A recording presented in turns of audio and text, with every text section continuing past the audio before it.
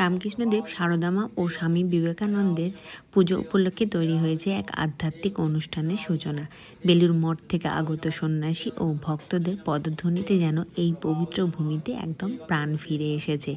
পুজো স্থানে ধূপ ধুনোর সুবাস, মন্ত্রোচ্চারণের ধ্বনি এবং ভক্তদের নীরব প্রার্থনা সব মিলিয়ে কিন্তু পরিবেশটি হয়ে উঠেছে গভীর এক ভাবমগ্নময়।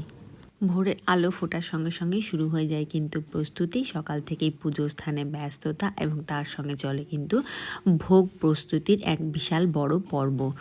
ভোগ প্রস্তুতির এই পর্বটি যেন এক সাধনার রূপ নিয়েছে। তবে এই ভোগ যে কেবল অন্ন তা নয়, এ এক ভক্তির সমর্পণ।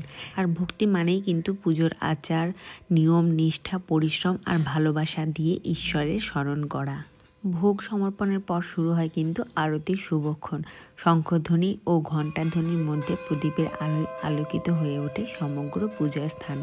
সেই মুহূর্তে কিন্তু পরিবেশটি হয়ে ওঠে গভীরভাবে আধ্যাত্মিক ও শান্ত। আরতি সমাপ্তির পর অনুষ্ঠিত হয় পবিত্র হোম। অগ্নিকুণ্ডে প্রজ্বলন, আগুনের শিখায় আহুতি প্রদান করা হয় কিন্তু মন্ত্রোচ্চারণের সঙ্গে সঙ্গে।